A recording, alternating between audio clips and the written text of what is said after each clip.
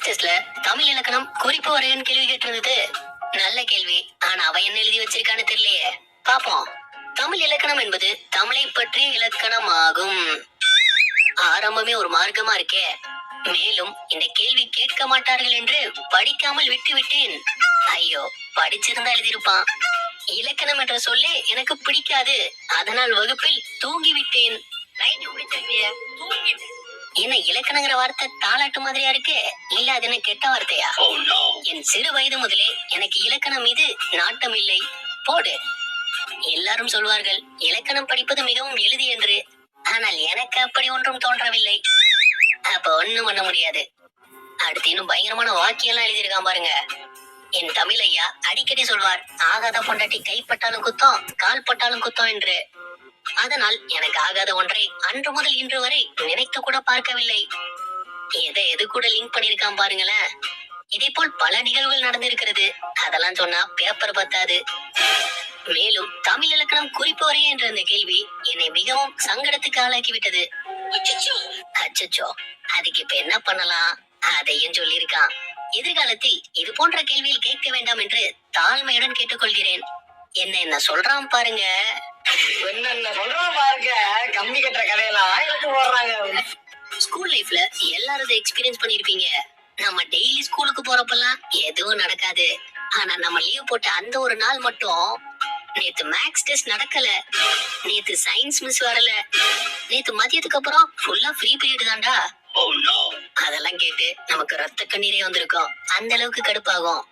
அத வேற ஞாபகப்படுத்திட்டீங்க. நெஞ்சமெல்லாம் பொண்ணு அறக்கு தம்பி, மறக்க முடியல. இந்த மேக்ஸ் டீச்சர் மார்க் கம்மி எடுத்த பையன் மனச நோகடிக்க கூடாதுன்னு எவ்வளவு நேக்க மார்க் போட்டிருக்காரு பாருங்க. எடுத்த நிஜமான மார்க் என்னன்னு கீழே கமெண்ட் பண்ணுங்க. இப்படி ஒரு மேக்ஸ் டீச்சர் நமக்கு கிடைக்கலையே. இந்திரா காந்தி இன்ஸ்டிடியூட் ஆஃப் டெக்னாலஜில ஒரு பிடெக் செமஸ்டர் எக்ஸாம்ல கொஸ்டின் பேப்பர்ல இவங்க கொடுத்திருந்த டிஸ்க்ளைமர் நோட்ஸ் மட்டும் பாருங்க. A girl may not help you to get lot of marks, but marks help you to get lot of girls. So love your subjects, not girls. Question paper என்னடா இத print பண்ணி வச்சிருக்கீங்க? அவனை சொல்லி நிறுத்துக்கலாம்டா. அவன் நிறுத்துற லூசுக்கு மட்டும் வந்துட்டே காம்பறா. வர நிறுத்து அவனை. பைத்தியக்காரப்ப. எதுக்குடா வரீங்களா? அதுக்கு வடிவில் ரியாக்ஷனை போட்டு ஆவியை விட மோசமான பாவியா இருப்பான் போல. எங்க வந்து அட்வைஸ் பண்றான் பாரு. கிளாஸ்ல தான் அட்வைஸ் கொடுத்து தாக்குறீங்கன்னு பார்த்தா எக்ஸாம் ஆலையுமா? ஸ்கூல்ல எல்லாம் இந்த இன்டர்வியூல போ கிளாஸ்ல இருந்து ரெஸ்ட் ரூம் போற வழி இப்படி டைரக்டா இருக்கும். ஆனா ரெஸ்ட் ரூம்ல இருந்து கிளாஸுக்கு வர்ற வழி எவ்வளவு தூரம் நம்மளால சுத்தி போக முடியுமோ அவ்வளவு தூரம் சுத்தி லேட்டா போவோம். நம்ம எல்லாருமே இதை பண்ணிருப்போம்ல. அப்படி நீங்களும் இதை பண்ணிருந்தீங்கன்னா இந்த வீடியோக்கு ஒரு லைக் கொடுத்துடுங்க. இந்த எக்ஸாம் அப்பெல்லாம் நம்ம படிக்கிறோமோ இல்லையோ, நம்ம ஃப்ரெண்டு படிக்கிறத பார்த்தா தான் பயமே வர ஆரம்பிக்கும். அதுக்கு ஒரு பெஸ்ட் மீம் இது. அவங்க டெஸ்ட் வைக்கிறத விட நீ படிக்கிறத பார்த்தா தான் லைட்டா நெஞ்சு வலிக்கிற மாதிரி இருக்குடா. இது வரைக்கும் பார்த்து சிரிச்சிருந்தீங்கன்னா இந்த வீடியோக்கு ஒரு லைக் கொடுத்துருங்க. எத்தனை லைக்ஸ் இந்த வீடியோக்கு கிடைக்குதுன்னு பாப்போம். Which is the biggest rope? E-rope. Biggest rope. E-rope. போடு. Which is the most dangerous city? எதுவா இருக்கும்? எலக்ட்ரிசிட்டியா? Which runs all day but never gets tired? என்னவா இருக்கும்? பதிலு வாட்டர். கரெக்ட் தான். What are the hottest day during summer? எல்லா டேயும் ஹாட்டா தான் இருக்கு. இவன் சன் டேஸ். ஏன்னா அதுலதான் சன் இருக்குல்ல. What's the biggest gate in the world? எழுதிருக்கா கோல்கேட். முடியல. இங்க ஒரு கம்ப்யூட்டர் எக்ஸாம்ல what is OS give suitable exampleனு கேள்வி கேட்டிருந்தாங்க. அதுக்கு இவன் விண்டோஸ், லினக்ஸ் இல்லனா மேக் ஓஎஸ்னு ஏதாவது ஒன்ன பத்தி எழுதிருப்பான்னு பார்த்தா அவன் எழுதிருக்கான் பாருங்க. OS is a word which can be said shortly instead of OS. அடப்பாவி, கம்ப்யூட்டர் OS பத்தி கேட்டா நீ எந்த OS பத்தி தான் எழுதி வச்சிருக்க? இதோட நிறுத்திக்கல, கீழே அதுக்கு சூட்டபிள் எக்ஸாம்பிள் வரை எழுதி வச்சிருக்கான். Question info. Do you like biryani? Answer. OS or OS. டேய், கம்ப்யூட்டர் எக்ஸாம் அதுக்கு ரிலவெண்டா ஏதாவது எழுதி இருக்கலாம். No, God, please, no. ஒரு எக்ஸாம்ல what is blood and it's டைப்ஸ்னு கேட்டிருந்தது. 5 மார்க் கொஸ்டின் நல்லா டீடைலா எழுதி இருப்பான். Blood is a liquid. சரி, அடுத்து என்ன எழுதிருப்பான்னு ஆர்வமா பார்த்தா எழுதிருக்கான் பாருங்க. For more details, log on to www.sciencebiology.com. ஓ, இதுக்கான மீதி பதில டீச்சர் அதுல போய் பாத்துக்கணும். ஆன்சரை பார்த்துட்டு ஸ்டாஃபோட ரியாக்ஷன் இப்படிதான் இருந்திருக்கும். கேள்வி 8 சரி பாதி எவ்வளவு? 4. அதெல்லாம் நமக்கு இவங்க கண்டுபிடிக்கிற விதமே வேற. நல்லா கேட்டுக்கோங்க. சரி பாதி எவ்வளவு? அதானே பதில். செங்குத்தாக பிரித்தால் 3. எப்படா? ஓ, இதான் சரி பாதியா பிரிக்கிறதா? குறுக்காக பிரித்தால் 0. அது எப்படி? மேக்ஸையே நல்லா பிரிச்சு எடுத்துருக்கடா நீ. ஸ்டூடெண்ட்ஸை வச்சு இந்த ஒரு மீம் ரொம்பவே இன்ட்ரெஸ்டிங்கா இருந்தது. தமிழ்ல சொல்ற ஒரு வார்த்தைக்கு ஸ்டூடெண்ட்ஸ் படுற பாடு இருக்கே. பயாலஜி டீச்சர் செல்னா உயிரணு. சரி. பிசிக்ஸ் டீச்சர் செல்னா பேட்டரி. மேக்ஸ் டீச்சர் செல்னா விற்பனை. சோஷியல் டீச்சர் செல்னா ஜெயில். தமிழ் டீச்சர் செல்னா போ. இங்கிலீஷ் டீச்சர் செல்னா மொபைல் போன். ஒரு வார்த்தைக்கு எத்தனை அர்த்தம் பாருங்க. கன்ஃபியூஸ் ஆவாங்களா இல்லையா? இப்படி ஒவ்வொரு பீரியட் ஒவ்வொரு மாதிரி சொல்லி கொடுத்தா என்னங்க நியாயம்?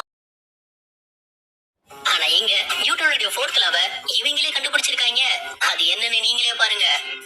Every book continues to be in the state of rest and covered with dust. உண்மைதான். Until and unless internal or external exam appears. புக்கெல்லாம் வச்ச இடத்துல தூசி படிஞ்சபடி இருக்கும். அது எது வரைக்கும்னா இன்டர்னல் இல்லனா எக்ஸ்டர்னல் எக்ஸாம் வர்ற வரைக்கும். ஏன்னா அப்பதானே படிக்க புக்கையே தேடுவோம். அடுத்து speed of page turning is directly proportional to the syllabus to be covered and tension in the mind remain constant. சிலபஸ்ல இருக்கிற பாடத்தை நம்ம கடைசி எக்ஸாமுக்கு புரட்டி பார்க்குற வேகம் இருக்கே, இதெல்லாம் ஒரு லாவாவே எழுதியிருக்காங்க. கடைசியா ஈக்குவேஷன் வேற. Page turning is directly proportional to syllabus covered. எப்படா இப்படி ரூம் போட்டு யோசிப்பீங்களா? அடுத்ததா what is filter mention types கேட்டதுக்கு எழுதியிருக்காம் பாருங்க. Filter is one of my kitchen appliances used by my mother to filter tea coffee or juice. டேய், காலையில நீ குடிச்ச ஃபில்டர் காஃபியை பத்தி கேட்கலடா, கம்ப்யூட்டர்ல வர ஃபில்டரை பத்தி கேட்டிருக்காங்க. ஏதோ வீடியோ ஃபில்டரை பத்தி எழுதுனா கூட சாஃப்ட்வேர் கணக்குல எடுத்துக்கலாம். இது எந்த கணக்குலடா எடுத்துக்க? இங்கேயும் மறக்காம அந்த டைப்ஸ் மென்ஷன் பண்ணிருக்கான். Types of filter. there are 2 types of filters. 2 டைப்னு சொல்லி juice filter, water filter, tea filter, coffee filter. இதெல்லாம் பரவாயில்லைங்க. கடைசியா none of the above. ஆனா இந்த பையன் வித்தியாசமா யோசிச்சது மட்டும் இல்லாம அதை வரைஞ்சே காட்டிட்டான். என்னங்கடா wind energy, wave energy, electric எனர்ஜின்னு கண்டுபிடிச்சிட்டு இருக்கீங்க. இந்த மேக்னெட்டிக் எனர்ஜி விட்டுட்டீங்களடா. நல்லா தான் யோசிச்சிருக்கான். ஆனா இது நிஜத்துல பாசிபிளா என்ன? யாரும் தெரிஞ்சா கீழே கமெண்ட் பண்ணுங்க. ஒரு எக்ஸாம்ல அந்த பையன்கிட்ட அவனை பத்தின சில கேள்விகள் கேட்டிருக்காங்க. Complete the sentence about yourself. ஒவ்வொன்றுக்கு அவன் யோசிச்சு எழுதின பதில் இருக்கே. I am interested in sleeping. I am excited about sleeping. என்னடா இது? I am thinking about sleeping. தூங்குறத தவிர வேற எதுவும் யோசிக்க மாட்டானோ? அதான் மையமா இருக்கும் போல. சரி, அடுத்தது கேட்போம். I am looking forward to sleep. மறுபடியுமா? I am not used to not sleep. I am tired of not getting enough sleep. அட போடாடே, தூக்கம் முக்கியம் தான். அதுக்கு நீ அப்பவும் தூங்குறதுலயா இருப்ப? கைப்புள்ள என்னடா முடிச்சிட்டு இருக்க? இந்த மீமை பாருங்க, ரொம்பவே காமெடியா இருந்தது. இங்க பாரு, நீ இங்கிலீஷ் மீடியம் படிக்கிற, உனக்கு இங்கிலீஷ் நல்லா தெரியும்னு எல்லாம் நினைச்சுக்கிட்டு இருக்காங்க. ஆனா உனக்கு ஒரு லீவ் லெட்டர் கூட ஒழுங்கா எழுத தெரியாதுன்னு எனக்கு மட்டும்தான் தெரியும். இது நம்மள நிறைய பேருக்கு ரிலேட் ஆகும், என்னையும் சேர்த்துதான். ஒரு நகைக்கடை விளம்பர போஸ்டர்ல கடையோட அட்ரஸ் எப்படி எழுதியிருந்தான்னு பாருங்க. ராஜவீதி போலீஸ் ஸ்டேஷன் வழி வரும்போது முன் கடைக்காரர் நம் கடை தெரியாமல் இருக்க போர்டு வைத்து மறைத்திருப்பார். மறைவு தாண்டி வரவும். எம்பிட்டு புத்திசாலித்தனமா யோசிச்சிருக்காரு பாருங்க. இந்த நோட்டீஸ படிச்ச பக்கத்து கடைக்கார ரியாக்ஷன் இப்படிதான் இருந்திருக்கும். இங்க ஆன்டி வைரஸ் என்றால் என்னன்னு கேட்டிருக்காங்க. எப்படி குண்டக்க மண்டக்க தான் பதில் எழுதியிருப்பான். பாப்போம்.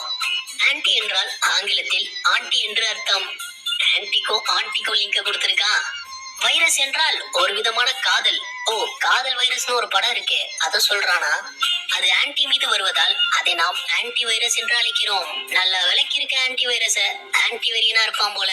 ஓகே ஃப்ரெண்ட்ஸ், அடுத்த வீடியோவில் பார்க்கலாம். பாய்.